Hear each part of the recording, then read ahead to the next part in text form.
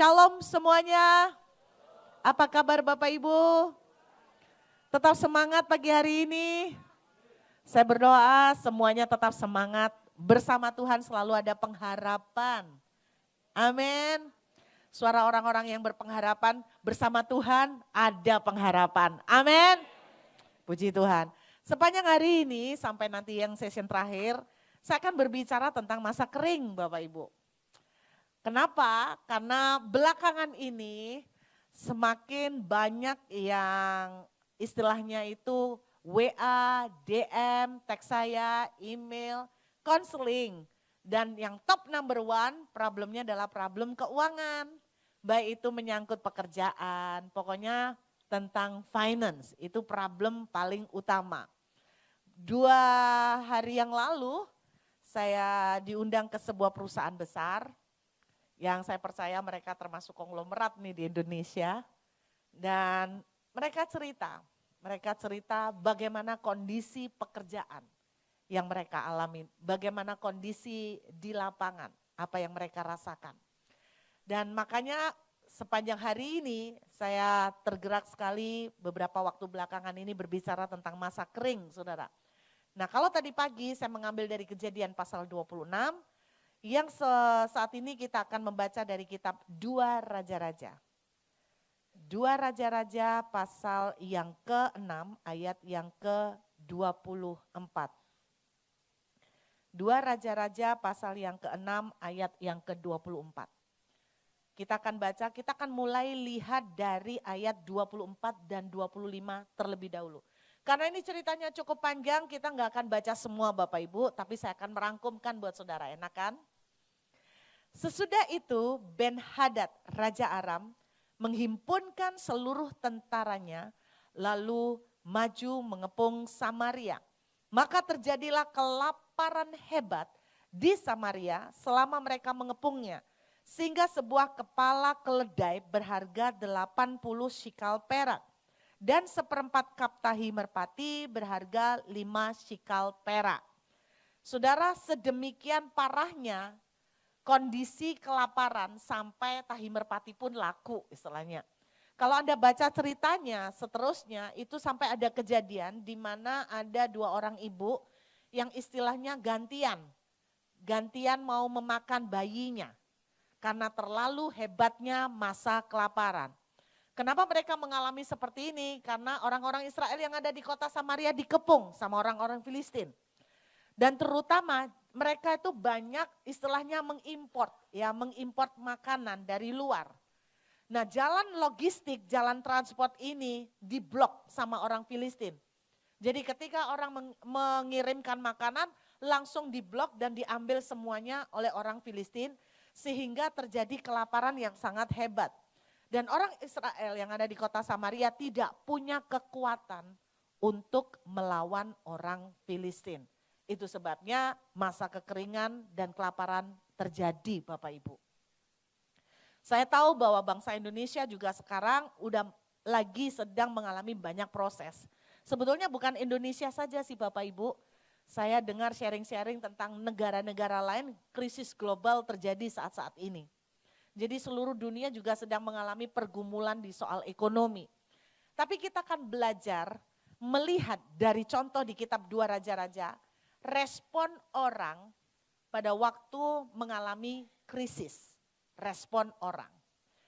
Ada secara khusus 2 golongan yang tertunjuk di cerita ini. Yang pertama kita akan lihat langsung kita lompat ke 2 Raja-Raja pasal yang ke-7 Bapak Ibu. 2 Raja-Raja pasal 7 kita akan mulai melihat dari ayat yang pertama. 2 Raja-Raja pasal 7 ayat yang pertama. Lalu berkatalah Elisa, dengarlah firman Tuhan. Beginilah firman Tuhan, besok kira-kira waktu ini, besok, enak ya Bapak Ibu, langsung ada suara Tuhan nih. Besok kira-kira waktu ini, sesukat tepung yang terbaik akan berharga sesikal. Dan 2 sekat jelai akan berharga sesikal di pintu gerbang Samaria.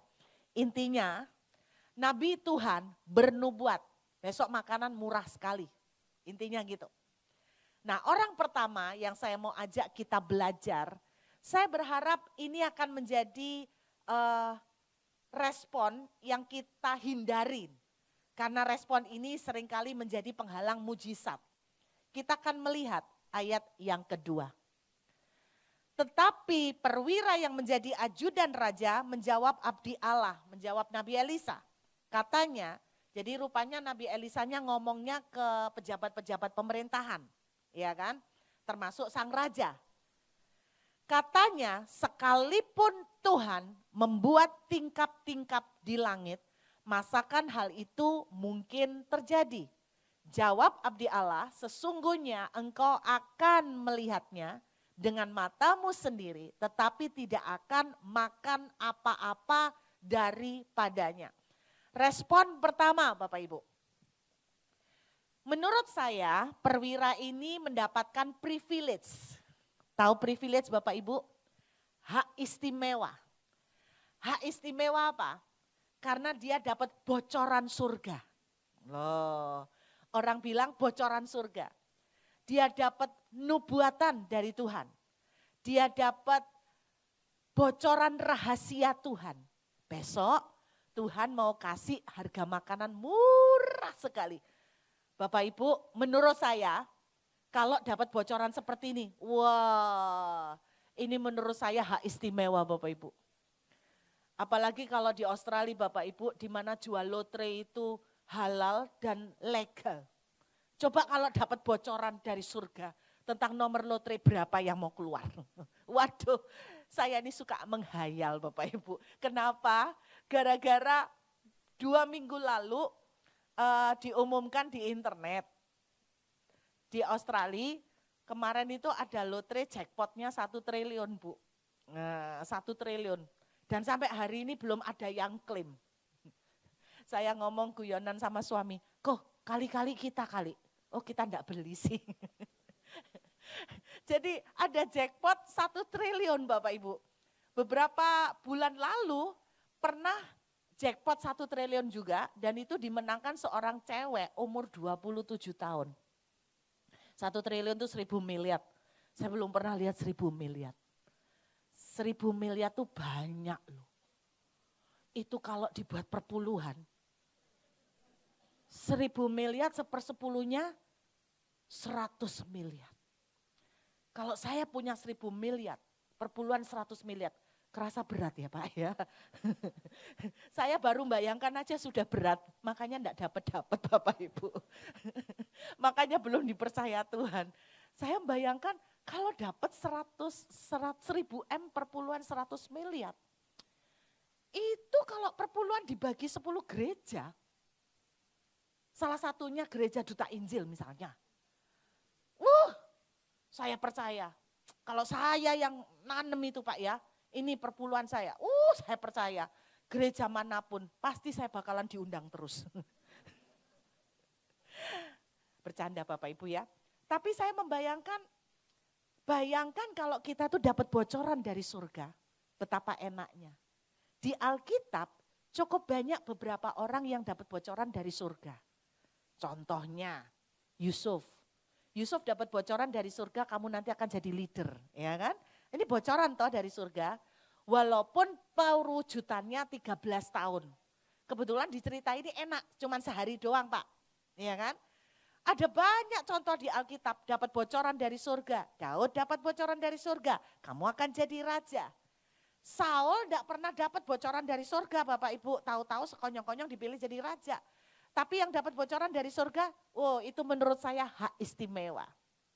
Dalam kehidupan saat ini juga ada orang-orang yang dapat privilege, dapat bocoran surga. Contoh nih, saya mau kesaksian. Lama banget, berapa puluh tahun lalu, saya pernah diundang di sebuah persekutuan doa. Lalu di persekutuan doa itu masuklah seseorang yang kemudian minta bantu doa. Bu Ruth, saya hari ini ulang tahun, boleh enggak didoakan? Oh ulang tahun ya, happy birthday. Ya udah, saya mau tumpang tangan doa. Terus kemudian rencananya berdoa umum lah, berdoa gini loh. Tuhan Terima kasih untuk umur panjang, sehat selalu, engkau memberkati apa yang dia impikan, boleh terjadi. Planningnya, doanya secara umum seperti itu. Tapi ketika tumpang tangan, nah orang yang lagi ulang tahun ini seorang desainer pakaian, fashion designer. Nah, buat Bapak Ibu, saya mau kasih tahu nih latar belakang orang ini.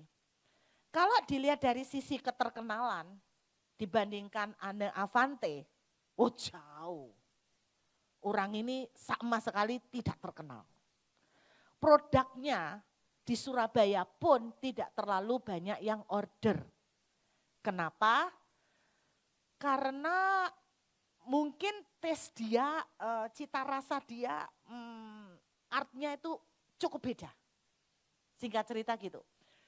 Jadi dia banyak jual itu, terima pesanan itu dari Cungko, itu pun bukan jumlah banyak, 1, 2 gitulah Bapak Ibu.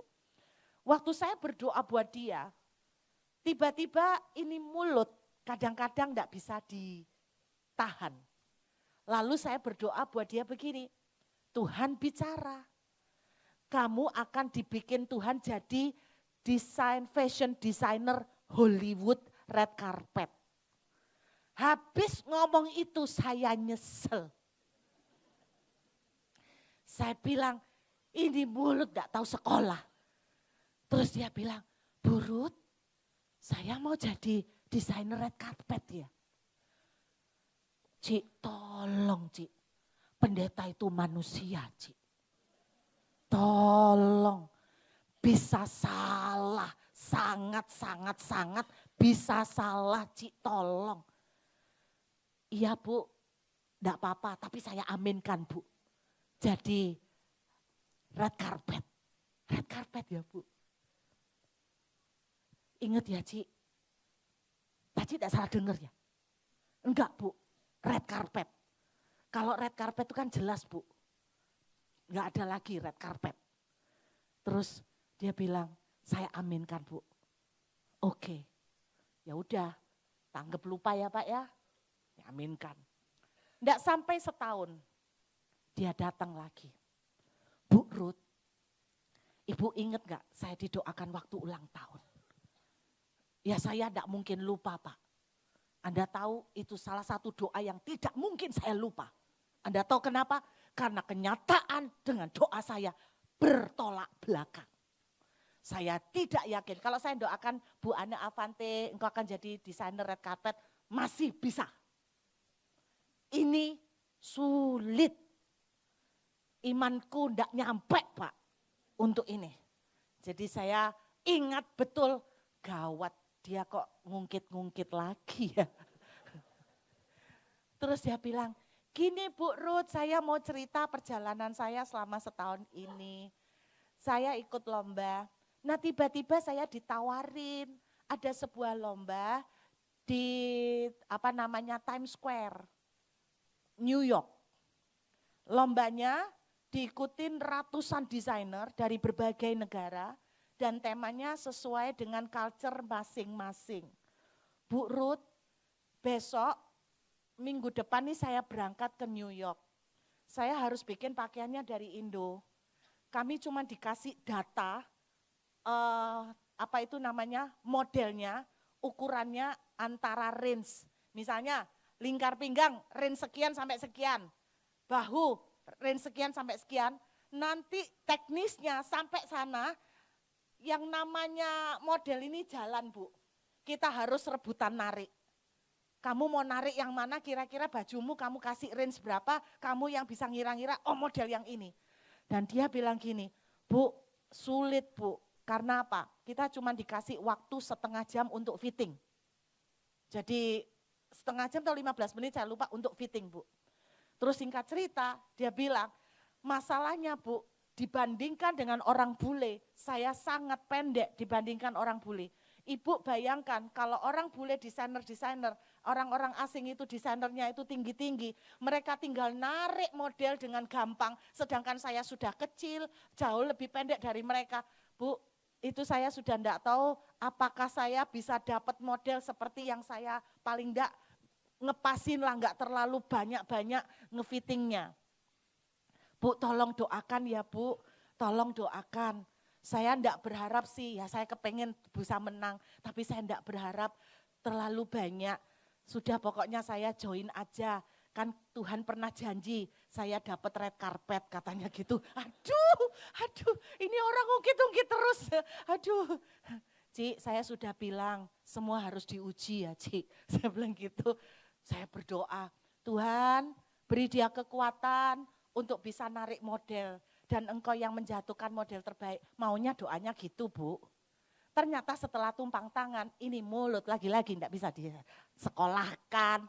Ini mulut tiba-tiba bilang begini, Tuhan bicara engkau akan menang. Sebagai juara pertama, sebagai the best designer. Waduh. Pak, Bu, dia mau berangkat saya yang tidak bisa tidur seminggu Pak. Karena apa? Nanti dia akan menyebut saya nabi palsu. Aduh gawat ini. Terus saya bilang, Cik, please tolong Cik. Kayaknya aku ini antenanya rada buram Cik.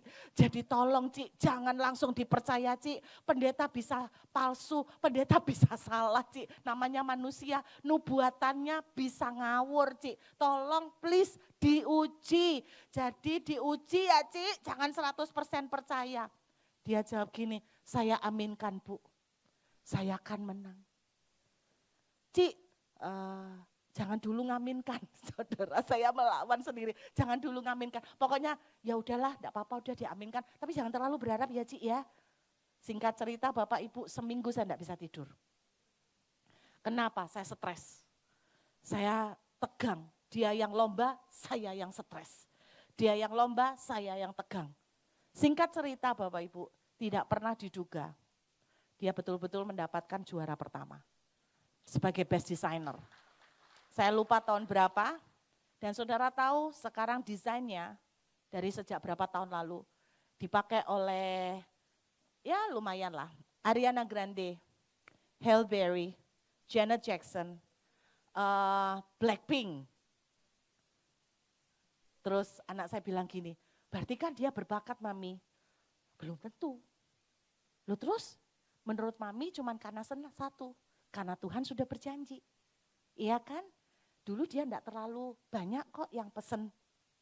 Mungkin karena tesnya unik ya. Jadi cocoknya artis-artis kali ya.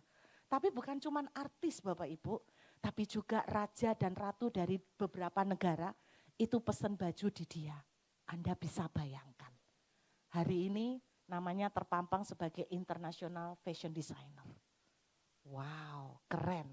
Iya kan? Orang seperti dia dapat privilege Pak, bocoran suara Tuhan. Nah perwira ini dapat hak istimewa bocoran dari surga.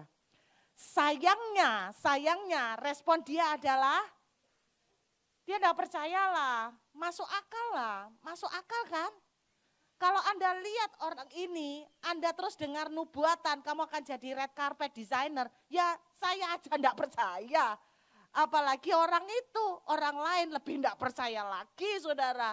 Kalau kita menubuatkan anak Avante, kamu akan jadi red carpet designer, kita percaya. Dia punya kapasitas, dia punya potensi, dia bisa. Tapi kalau dia, saya enggak yakin. Ini respon sama seperti perwira. Kenapa? Karena dia pinter. Namanya sudah kelas perwira, berarti udah pengalaman dong. Udah pinter kan? Pak, dihitung-hitung bagaimanapun enggak mungkin Pak harga tepung itu jadi murah, enggak mungkin Pak. Bapak tahu hitungannya enggak mungkin. Ini dihitung dari ekonomi manapun enggak cocok Pak, enggak bisa. Mau dari mana caranya? Enggak mungkin.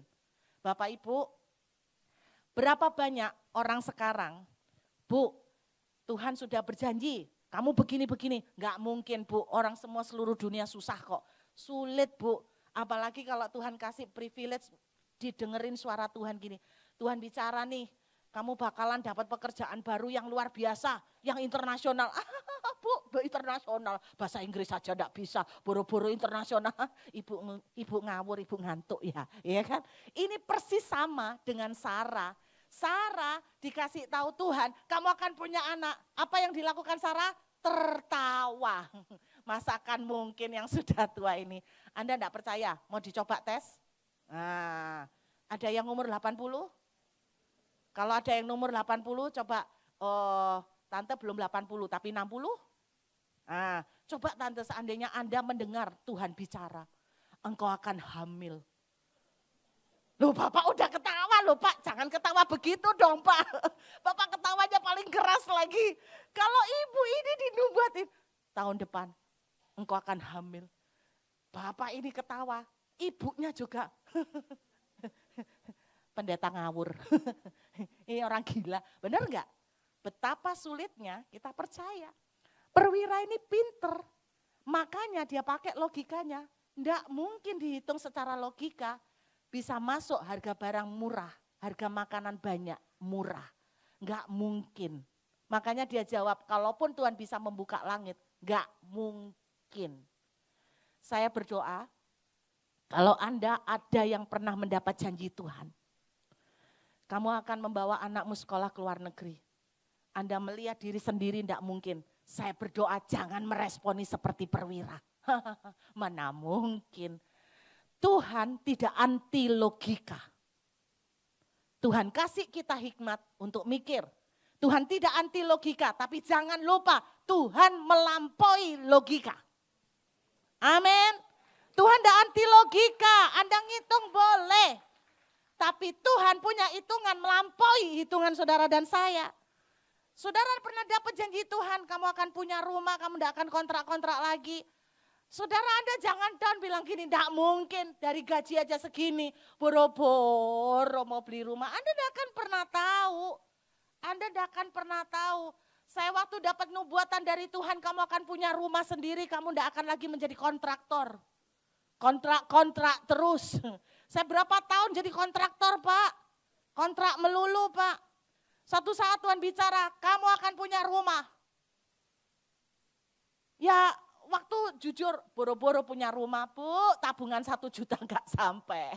Kalau dihitung-hitung tambah stres, apalagi lihat brosur tambah stres, harga rumah naik, gaji enggak naik, ya kan? Lah Anda bayangkan, saya tapi berharap jangan ini menjadi alasan bahwa engkau enggak mempercayai Tuhan melampaui logika. Ini respon pertama.